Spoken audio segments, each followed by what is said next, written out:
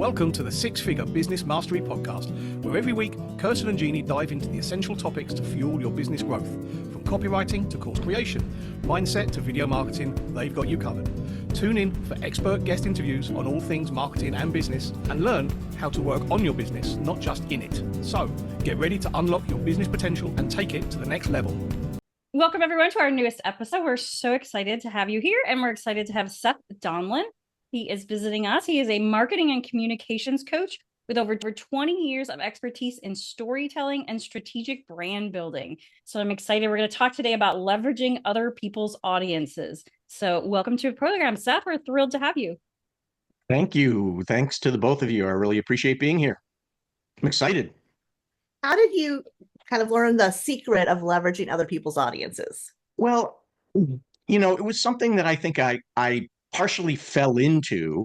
Wait a minute, this is fantastic. As I was looking for more opportunities to speak publicly, I like getting on stages and speaking in front of people. And, some people make a great career at that. That's not the focus of my career. I speak a lot, but my career isn't as a paid speaker where I'm, solely focused on that.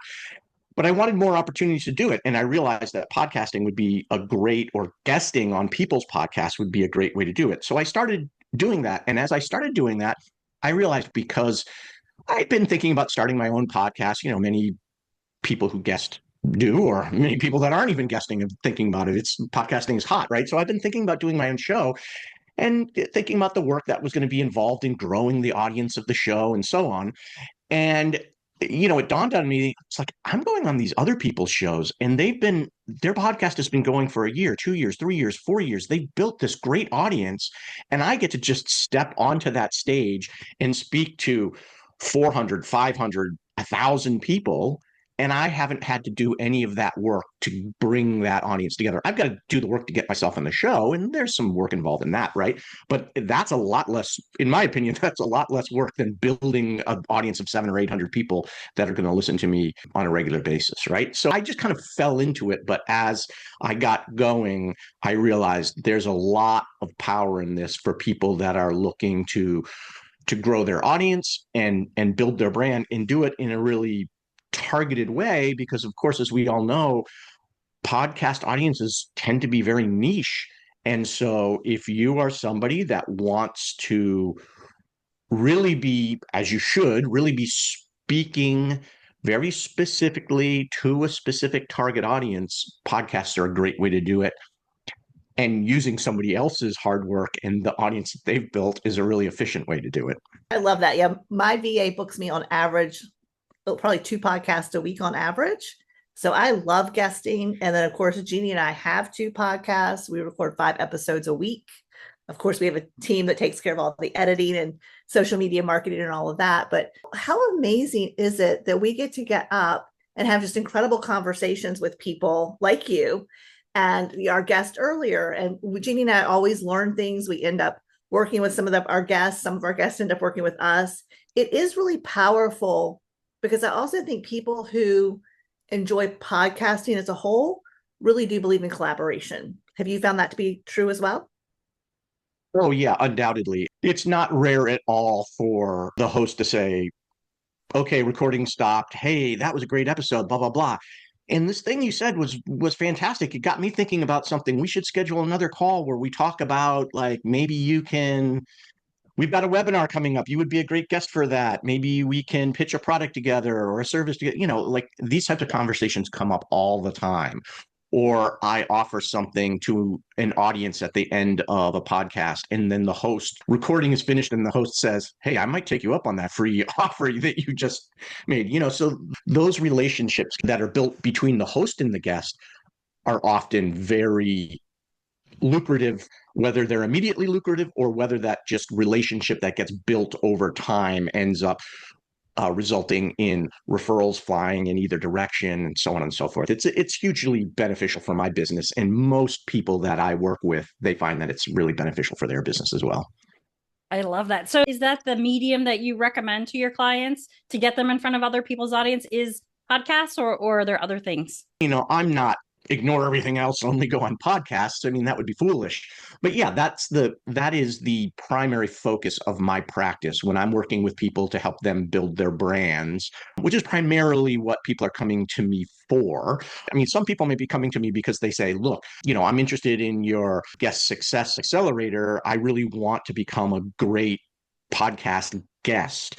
And that's their focus, is just, kind of like you would hire somebody to be, if you're going to be a keynote speaker, you hire a public speaking coach, right? And you think about it, like if you were keynoting 40 times a year, 50 times a year, you would hire a public speaking coach. You wouldn't just bumble your way through that. And it's really easy to guest on 40 or 50 podcasts a year. And so it makes sense to have coaching for that, right? So people come to me for that coaching. But when you really dig down into it, well, why is it that they're on these stages, podcasting being a stage, right? Why are they on their stage? They're on it to build their personal brand, right? And to grow their business. So ultimately, you dig down deeper, they're really coming to me for personal branding help through the medium of podcasting. And so, I try to approach it a little more holistically. One of the great things about podcasting is it lends itself to repurposing, whether you're actually editing clips and posting them on LinkedIn or wherever it is that you're posting them, or whether you're using it.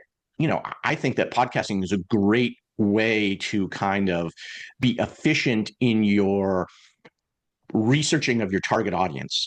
Because for many people, particularly starting out, if they don't already have a large audience that they can poll, and their email list isn't huge, there may be, whether they're starting out in a kind of they've had a career pivot, or they're launching a new service or product or something like that, and so that they don't have a long history of getting feedback from their customer base, their client base, on what they're offering.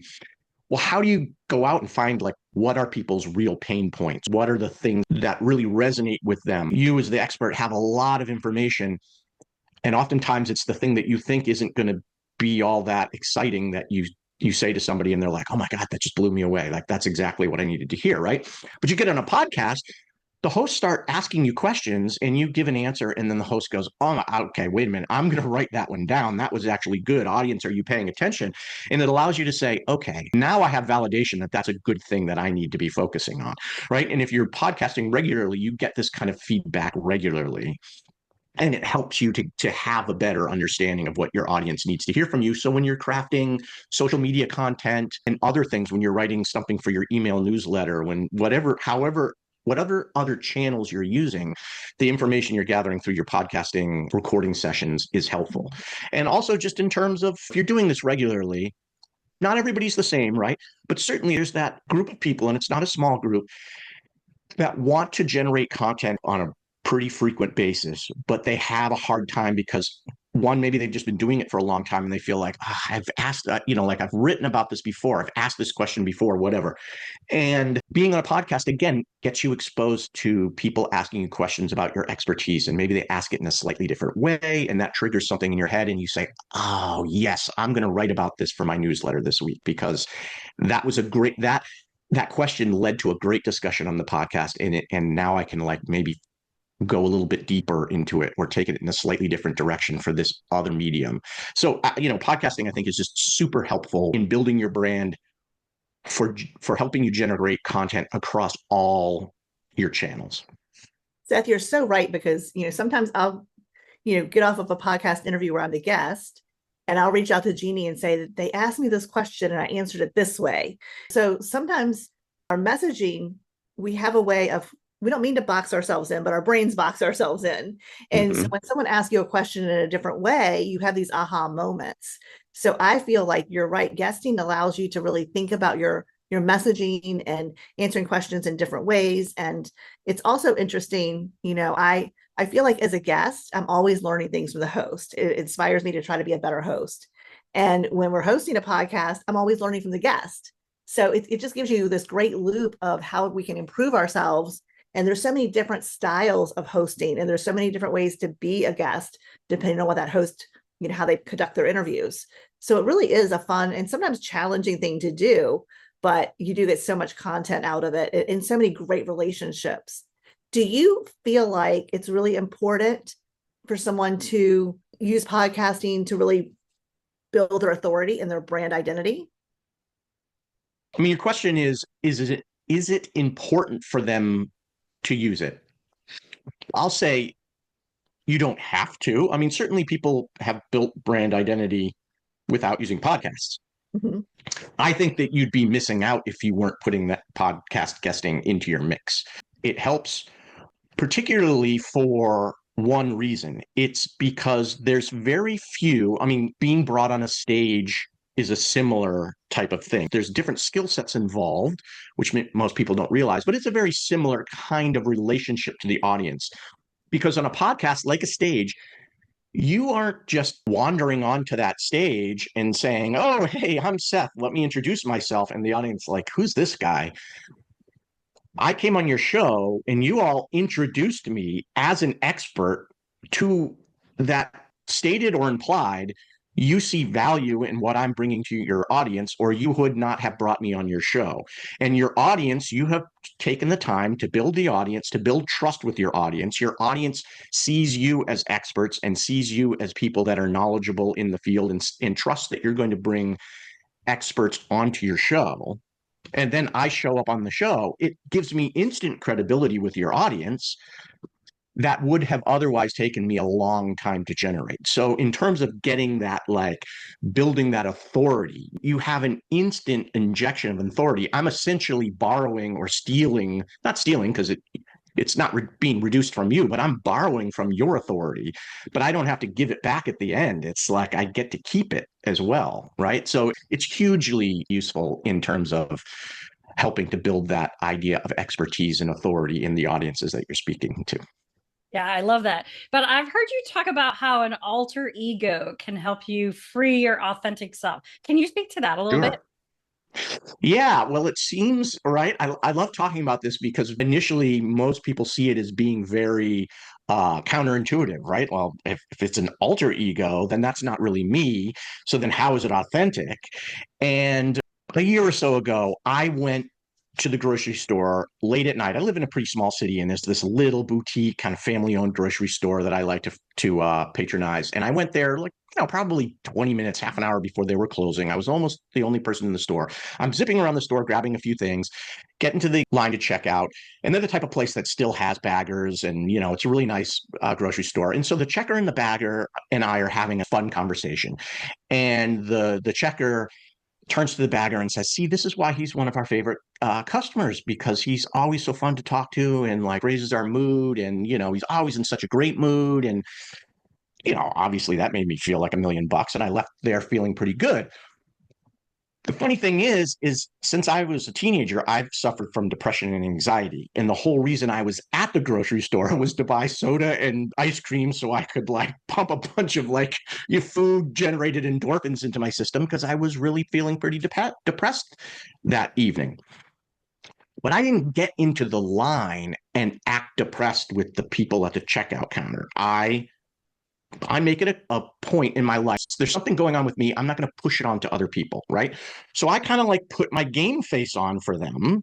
And the nice thing is we had a wonderful interaction and I left feeling great about it, right? So there was an investment on my part and I got back something from it. But even if that hadn't happened, the point is that even though I suffer from depression and anxiety, there's plenty of times that I'm really cheery and happy and in a great mood. It's not inauthentic for me to put on my cheery persona for somebody in the public, in this case, these people at the grocery store, because I'm not pretending to be something that I'm not naturally. I'm naturally a cheery person and I'm naturally a depressed person at some times, right? Now, if I'm getting on a stage to keynote, if I'm coming on your show, I mean, truth be told, I had a stressful morning. My daughter was, I'm not going to go into details, but it was a very stressful, kind of emotionally draining morning.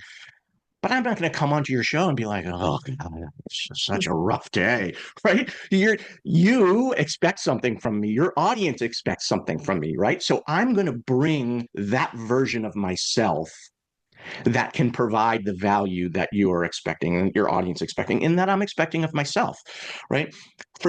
Now, that's a little bit of alter ego work, right? I'm bringing my super confident, super charismatic, hopefully, super positive minded version of myself.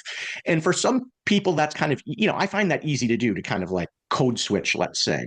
Some people have a harder time doing that, maybe because while they're confident, sometimes it's not the majority of the time. So they have a hard time like bringing that part of themselves to the forefront. And with those people, I work on helping them generate an alter ego. And lots of super successful people have done that. Beyonce is famous for doing that. Bo Jackson was famous for doing that. Kobe Bryant is famous for doing that. Tons of baseball players would say, when they step up to the plate, they get in a totally different, they're not themselves. They're their alter ego that they've designed for themselves to help protect them from the stress and the fear, the nerves, all the things that could possibly affect them. And if they're not able to concentrate properly and hit that ball, well, they're going to lose their job next year and not make millions of dollars or whatever, right? So the idea of an alter ego is not that you pretend to be something that you're not. It's not that you build yourself an alter ego around something that you've never done or that you're not good at or that you can't do naturally, but you build yourself an alter ego that takes your natural strengths and just elevates them and drops away some of your weaknesses so that you can really bring your strengths to the forefront. And it can psychologically be a really helpful trick. Again, it's not like magic. You have to work at it. You're not necessarily going to get it right the first time. But, bringing back the baseball analogy, I mean, baseball players, they spend lots of time in a batting cage swinging, they miss the ball, they hit the ball and it's a foul. It's not every time it's a line drive triple or whatever, right? But they won't get line drive triples if they're not in the cage constantly swinging. Yeah, I don't think we think about it that way, but we all do that. You're just talking about how to develop it even further to build your confidence and allows you to put yourself out there even more than you are now. So that's brilliant. This next tip that you have, I love, which is in order to attract people, you need to repel people. When you're working with a client, how do you explain that to them?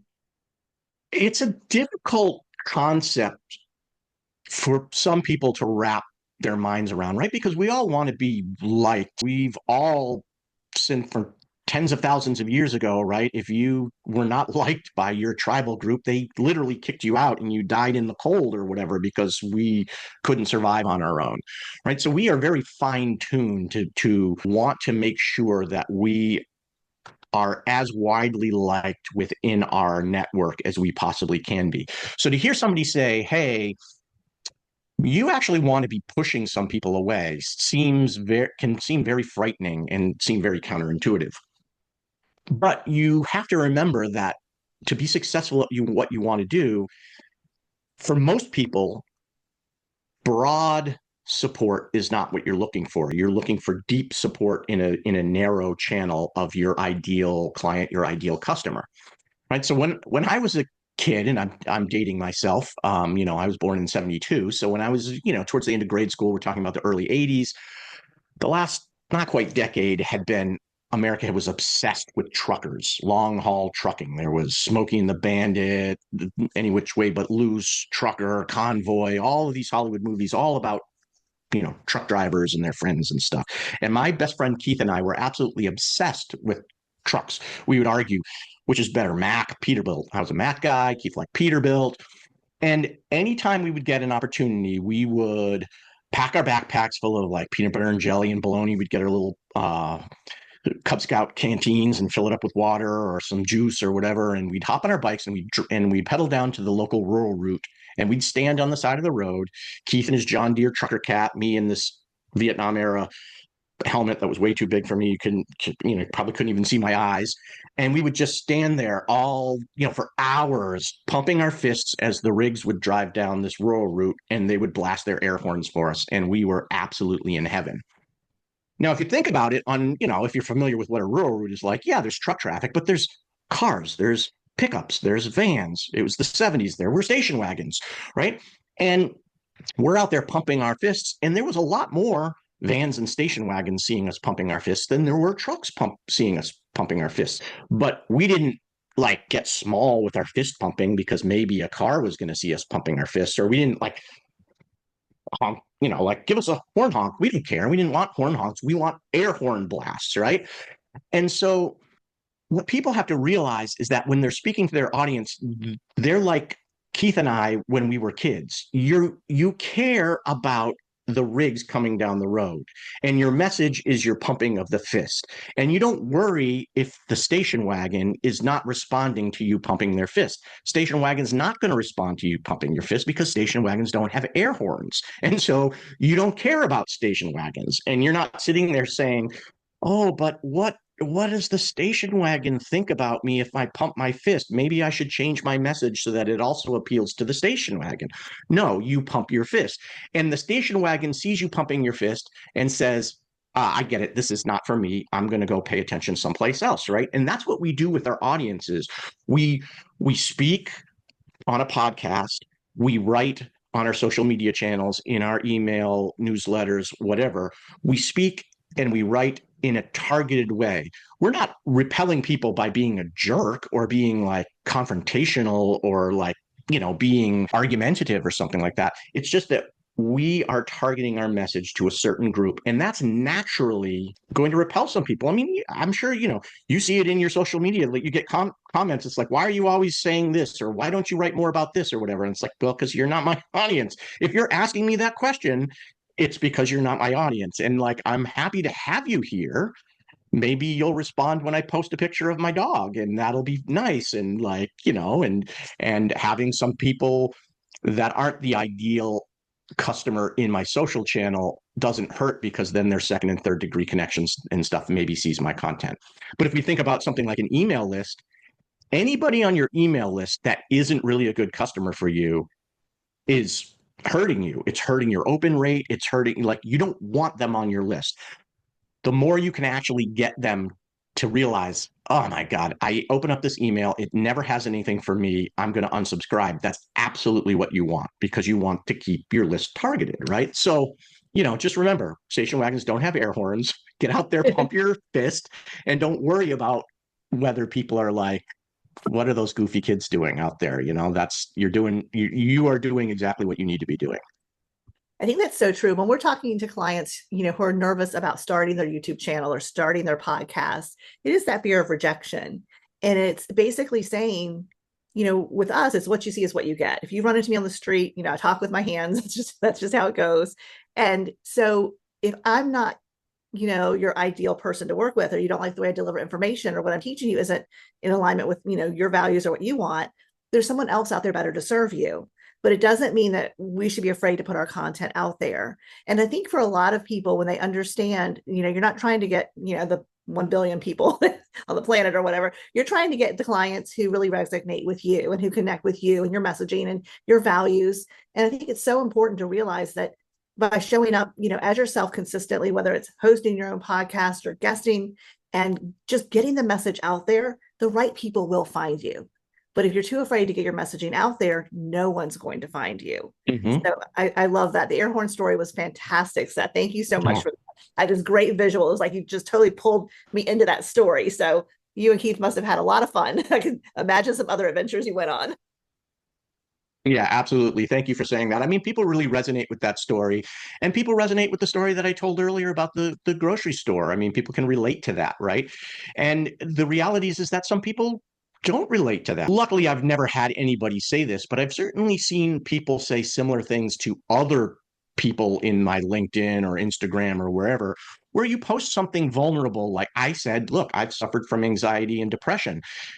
There are people that are like, this is LinkedIn. It's a professional network. I'm not here to hear about your depression and anxiety. That's your business or whatever. Okay, that's fine. Like, you and I clearly are not going to work together. You would not like working with me. And that's okay. You're probably a great person, and there's somebody that's going to help you, and that's fine.